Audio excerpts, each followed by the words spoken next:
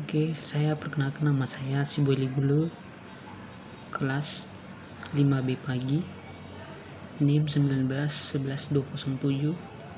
Kali ini kita menjelaskan tentang pelayanan publik. Yang pertama, kita menjelaskan penyelenggaraan pelayanan publik. Penyelenggaraan pelayanan publik perlu memperhatikan dan menerapkan prinsip, jenis, standar, pola penyelenggara, biaya, dan lain-lain. Dan kita akan masuk pada jenis-jenis dan bidang pelayanan publik. Ada sifat pelayanan, yaitu langsung diberikan langsung oleh instansi dan petugas pelayanan, dan ada yang tidak langsung melalui sistem hukum, penyediaan anggaran, prasarana, dan lain-lain. Dan kita masuk pada bidang-bidang pelayanan. Bidang pelayanan publik mencapai jumlah sekitar 40 bidang, antara lain ketertiban umum, kepolisian, pertahanan dan keamanan, sanitasi, pengelolaan sampah. Nah, sekarang masuk pada jenis mekanisme kelembagaan penyelenggaraan pelayanan publik. Ada produser, ada arranger, publik, privat, yaitu public government service dan intergovernmental agreements, dan private government funding.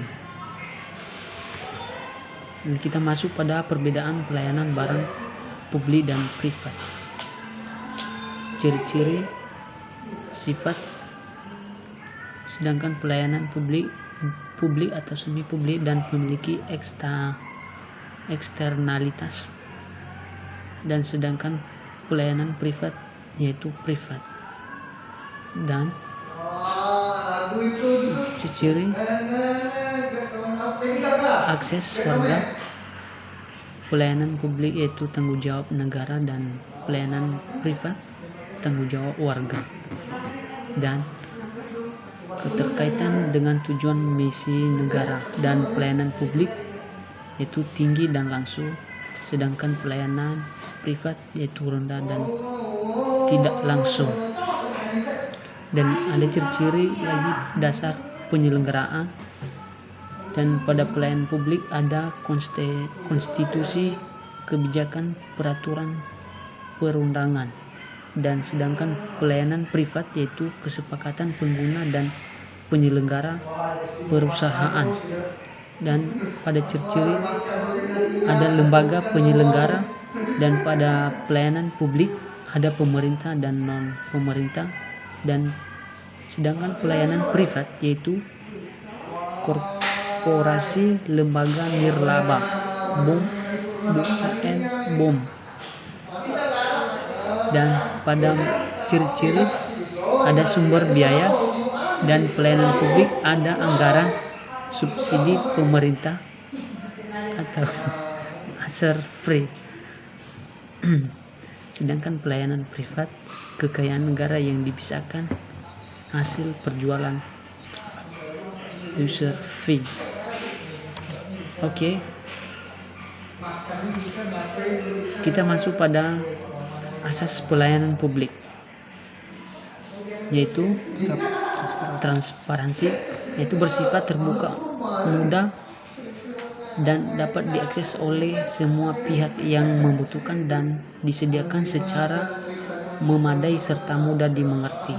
Dan kita masuk pada akuntabilitas, yaitu dapat dipertanggungjawabkan sesuai dengan ketentuan peraturan perundang-undangan. Dan ada kondisional, sesuai dengan kondisi dan kemampuan pemberi dan penerima pelayanan, dengan tertib berpegang pada prinsip efisien dan efektivitas. Dan ada partisipasif, yaitu mendorong peran serta masyarakat dalam penyelenggaraan pelayanan publik dengan memperhatikan aspirasi, kebutuhan, dan harapan masyarakat. Dan ada kesamaan hak, yaitu tidak diskriminatif dalam arti tidak membedakan suku, ras, agama, golongan, gender, dan status ekonomi. Dan ada juga keseimbangan hak, yaitu kewajiban penerima pelayanan publik harus memenuhi hak dan kewajiban masing-masing pihak. Oke, kita masuk pada karakteristik pelayanan publik. Yang pertama, pelayanan publik berorientasi ke penting publik.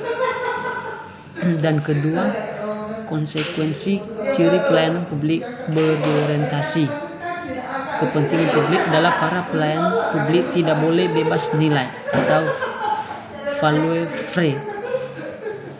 Yang ketiga, proses pelayanan publik itu harus partisipatif dan memberdayakan fleksibel dan friendly. Milner 2002, 15 ekonomi efektif dan produktif, berkeadilan sosial dan ekologis. Sedangkan keempat, tindakan para pelayan publik mempertimbangkan etika tertentu. Lewis dan Gilman 2005, 22, etika adalah seperangkat moral. Dan yang kelima, yaitu sistem proses pelayanan publik dibangun atas dasar aturan hukum dan kesepakatan tertentu. Apakah dasar aturan hukum dan kesepakatan dibuat atas prinsip-prinsip demokratis atau tidak akan sangat ditentukan bentuk negara atau bentuk pemerintah yang berlaku di negara-negara tersebut. Oke. Demikian yang bisa saya jelaskan pada pagi hari ini.